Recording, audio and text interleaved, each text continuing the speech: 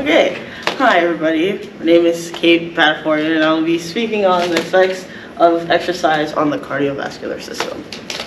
So, basically, the cardiovascular system is made up of the heart, the blood vessels, and blood. And the main function of the heart is to provide the transportation of nutrients and oxygenated blood to all parts of the body and return the oxygenated blood back to the lungs.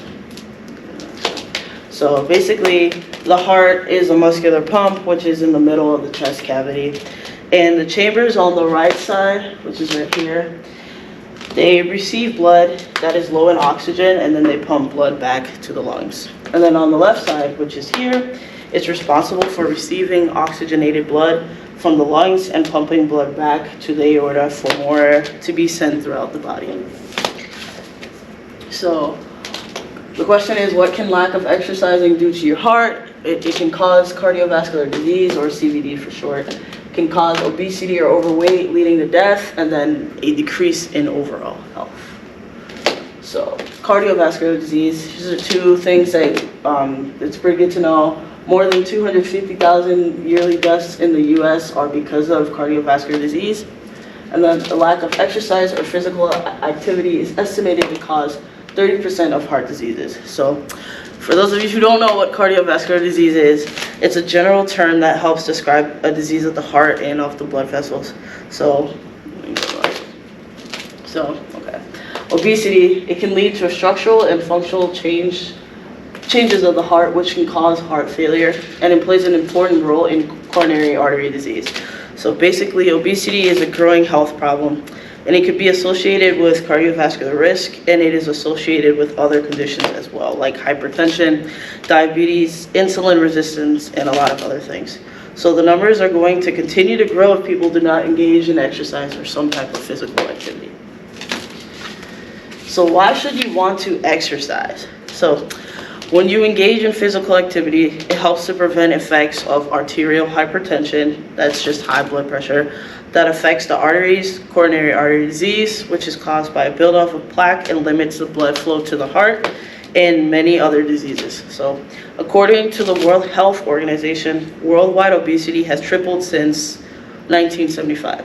So in the year of 2016, there were about more than 1.9 billion adults, which were 18 and older, who were overweight. And over 650 million of the 1.9 billion adults were obese. So cardiovascular disease is a leading cause of morbidity and mortality worldwide. So why you should want to exercise? Continue. So it helps the rates of obesity decrease. It increases the overall health of the cardiovascular system. So it helps people to be able to live a little longer, and introduces a healthier lifestyle to others. So what exercises affect the cardiovascular system? We have aerobic training and anaerobic training. So aerobic exercise, so this can include cycling, dancing, hiking, jogging, / long distance running, and other things as well. And then I'll be describing the two studies that were done by Wisloff that describe the benefits of aerobic exercise on the heart and the end products of aerobic exercise. So basically, according to the anaerobic versus aerobic training article that I had read, the ACSM defines aerobic training or exercise as any activity that uses large muscle groups, can be maintained continuously, and is rhythmic in nature.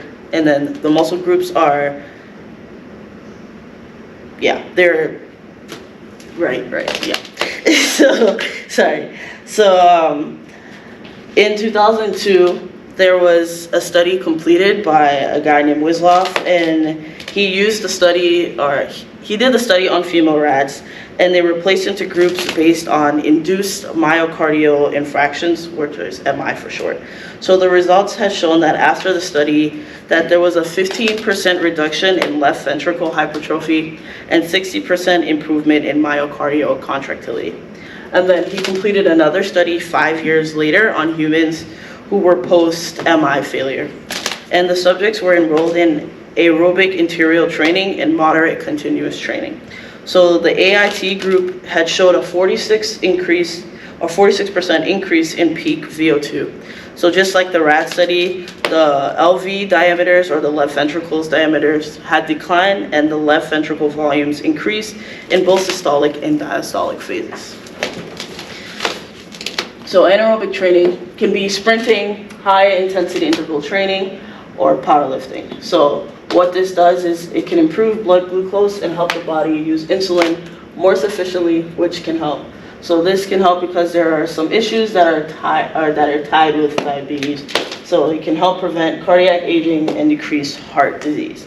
So basically, aerobic training is described as a type of exercise that breaks down glucose in the body without oxygen, and it's more intense and higher duration. All right, so overall, if you do engage in exercise or more physical activity, it can help you have a better lifestyle. It can help you live a little longer, help with some heart diseases, and you can be healthy and happy overall. That is the end.